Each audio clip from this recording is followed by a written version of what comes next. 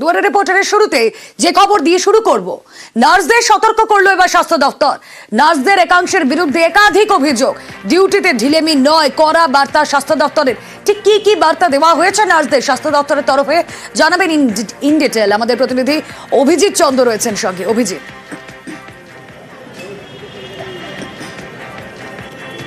রুমেলা, সরকারি হাসপাতালের নার্সদের ক্ষেত্রে কড়া পদক্ষেপ নিতে চলেছে রাজ্য স্বাস্থ্য দপ্তর এবং সরকারি হাসপাতালের নার্সদের নিয়ে একটা নির্দেশিকা জারি করেছে রাজ্য স্বাস্থ্য দপ্তর। স্বাস্থ্য অধিকর্তা স্বপন সোরেনের এই নির্দেশিকা, সেখানে বলা হচ্ছে যে নার্সদের ABCD এটাকে পালন করতে হবে, অর্থাৎ তাদের মন দিয়ে কাজ করতে হবে, ভদ্র ব্যবহার করতে হবে, কাজের মধ্যে সহানুভূতি আনতে হবে, রোগীদের সঙ্গে সহানুভূতিপূর্ণ আচরণ করতে হবে এবং সবথেকে বড় কথা সময় অনুযায়ী কাজ করতে হবে।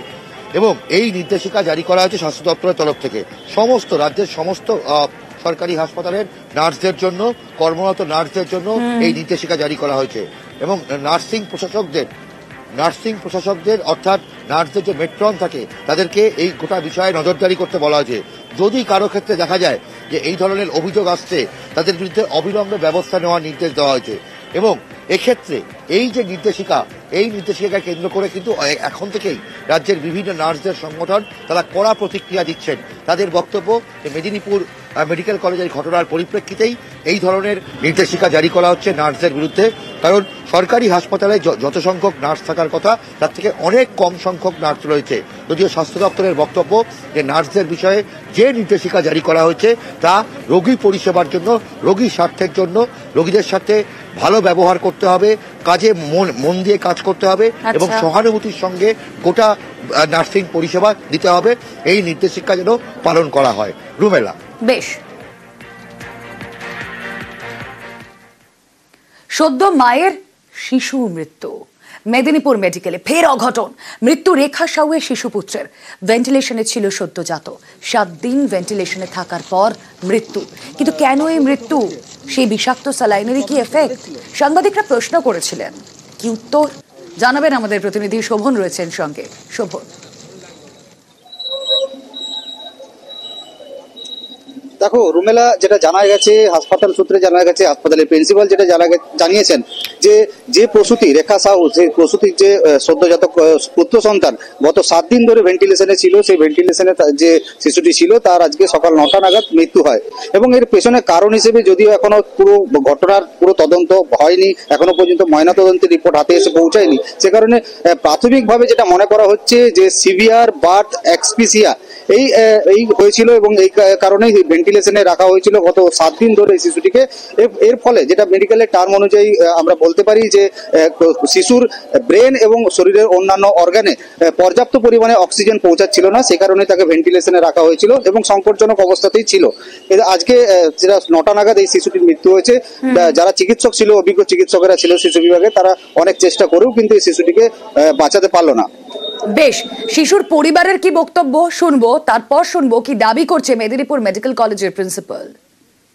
আচ্ছা, এই যে মারা গেল 9টার সময় মারা গেল, এখন জানালো ডাক্তারবাবু। আপনার স্ত্রীর তো অপারেশন কবে হয়েছে? বুধবার অ্যাডমিশন হয়েছে বিকেলে, রাত 12টার পরে তো সিজার হয়েছে। আমার স্ত্রী যেটা বলছে যে প্রথম থেকে আমার সব ঠিকঠাক ছিল, ডাক্তারবাবুও বললো বাচ্চা ঠিকঠাক আছে, সব ঠিকঠাক আছে, এখন সময় আছে সিজার করতে, মানে এখন দেরি আছে। হঠাৎ এসে বললো যে সিজার করতে হবে। তখন ভিতরে যখন নিয়ে যায় স্ত্রীকে, তখন প্রথম স্যালাইন দিয়েছে। ওরা সেই স্যালাইন দেওয়ার পরে কিছু রিয়াকশন হয়েছে। আমার স্ত্রী বলছে আমার নিঃশ্বাস নিতে পারছি না, একটা প্রবলেম দেখা দিয়েছে। কি কারণে এত হলো, আগে ঠিক ছিল রুগী, এখন কি করে মারা গেল? সিআইডি তো তদন্ত করছে, সিআইডি তদন্ত কি আপনারা খুশি? না, তার থেকে আরো বড় যেমনি বড় এসে যেমনি তদন্ত করে এখানে, সিবিআই। হ্যাঁ, সিবিআই তদন্ত করবে এখানে। বাচ্চাটা তো খারাপ ছিল,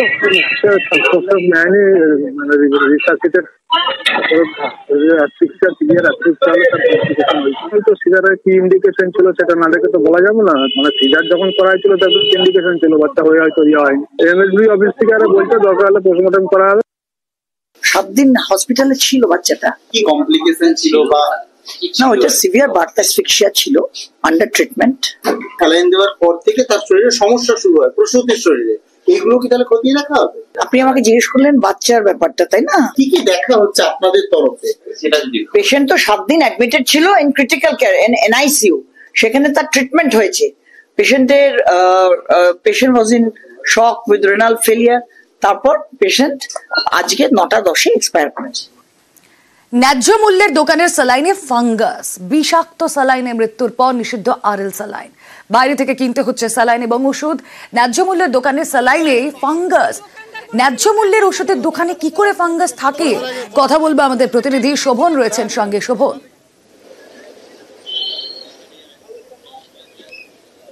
দেখো রুমেলা, এই যে ন্যায্য মূল্যের দোকান, ন্যায্য মূল্যের যে ওষুধের দোকান, সেখানেই কিন্তু এই ধরনের ঘটনা ঘটেছে। যেখানে আজকেই এক প্রসূতি ভর্তি হয়, আনন্দপুর এলাকার এক প্রসূতি, এবং তার পরিবার পরিজনদের বলা হয় যেহেতু মেদিনীপুর মেডিকেল কলেজ হাসপাতালে আরএল নিষিদ্ধ, তাই তাদেরকে সমস্ত যারা প্রসূতিরা ভর্তি রয়েছে তাদের পরিবার পরিজনদের বাইরে থেকেই আরএল কিনে আনতে বলা হয়। সেই মতো এই প্রসূতি যিনি ভর্তি হয়েছেন তার পরিবারকেও বলা হয়, এবং সেই প্রসূতির যে পরিবার পরিজনেরা তারা কিন্তু যে হাসপাতালের চত্বরে যে ন্যায্য মূল্যের ওষুধের দোকান রয়েছে সেখান থেকে কিন্তু আরএল কিনে আনে। কিন্তু আরএল কিনে আনার পর প্রসূতি বিভাগে আনার পরে সেখানে আয়া এবং কর্তব্যরত নার্স যারা ছিলেন তারা কিন্তু দেখতে পায় যে আরএল এর যে স্যালাইনের যে বোতল, সে বোতলের মধ্যে ছত্রাক রয়েছে। এরপরেই কিন্তু তারা সেটি আর ব্যবহার করেন না, অর্থাৎ সেটি আর প্রসূতিকে দেওয়া হয় না এবং সেটি ফিরিয়ে দেওয়া হয়, রোগীর পরিবারের হাতে দিয়ে ফিরিয়ে দেওয়া হয়। কিন্তু প্রশ্ন উঠছে যে বারবার এই ধরনের ঘটনা ঘটার পরেও কি করে সতর্ক হচ্ছেন না যারা সংশ্লিষ্ট, যারা দায়িত্বে রয়েছেন, যারা স্বাস্থ্য বিভাগের সঙ্গে জড়িত, যারা এই আরএল দিচ্ছেন, সেই দোকানদার থেকে শুরু করে যারা অন্যান্য যারা জড়িত রয়েছে স্বাস্থ্য বিভাগের বিভিন্ন কাজে, তারা কেন সতর্ক হচ্ছেন না, এই প্রশ্নই কিন্তু তুলছেন পরিবার পরিজনেরা। যারা এই ঘটনার সঙ্গে আজকে ঘটনার সম্মুখীন হলেন তারা কিন্তু এই অভিযোগই তুলছেন। রুমেলা, ডাক্তার ম্যাডামরা মানে আমার বোনকে ভর্তি করার পর ডাক্তার ম্যাডামরা যে এইসব মানে এই স্যালাইন বাদেও আরো ওষুধ লিখে দিয়েছিল। এবারে সেই ওষুধগুলো আমরা ওই ন্যায্য মূল্যের ওষুধ দোকান সেখানে কিনতে গিয়েছিলাম, এখানে কিনে নিয়েছে, এবারে ম্যাডামদেরকে দিয়েছি, যে ম্যাডামরা বলছে এগুলো চলবে না। কেন চলবে না বললো? এই যে শ্যাওলা আচার ভিতরে দেখুন না, শ্যাওলা আচার ভিতরে কতগুলো দিয়েছিলেন স্যালাইন? আমরা নিয়েছি 6টা, আরএল নিয়েছি 2টা, আর টিএনএস 4টা। মানে এই শ্যাওলাটা ধরা পড়েছে কি ডিএনএস না আরএল বিক্রি করিনি। এটা কি অগ্নি দিয়েছেন? আমরা বিক্রি কিছুদিন করিনি, যখন দেখলাম আসছে আমরা মাল ছিল বলে মাল ছিল বলে কতদিন ধরে ছিল? কতদিন ধরে ছিল? মালটা এসছে অনেকদিন, মাল এসছে, আমরা আজকে কাস্টমারটা এসছে আমরা দিয়েছি মাল। এটা ঠিক ছিল, ভিতরে মোড়া ছিল, তো এটা আমরা অতটা লক্ষ্য করিনি। মানে আপনার দায়, এইটা ভুল আপনাদের? আমাদের ভুল হয়েছে। হ্যাঁ, দিয়েছি আমি। পেশেন্টের কিছু হলে আপনি কি করতেন? এই আরএল বিক্রি করা যাবে না এরকম কোনো নির্দেশিকা নেই আমাদের? বিক্রির জন্য কোনো আমাকে কোম্পানি থেকে বলে যে বিক্রি করো না। ওষুধ দোকান তো কিছু জানি না আমরা, ওষুধ দোকানেরটা জানবো কি করে? আমাদের কোনো আরএল সাপ্লাই নেই, বন্ধ আছে এখন, সব যেভাবে ডিরেক্টিভ আছে ওইভাবে বন্ধ করা। কি করতে পারে কোনটা? হ্যাঁ, ওটা তো প্রসিডিওর মেনেই ওরা ঢুকেছে। ছত্রাক থাকলে ওটা তো এখন একটা তদন্ত অলরেডি চলছেই সব রকম, এটা কম্পিটেন্ট অথরিটি দিয়ে। এখন যদি এইটা তো কোনো কিছু আমাদের আসেই নি, এরকম কোনো ইনফরমেশন আমাদের কাছে নেই।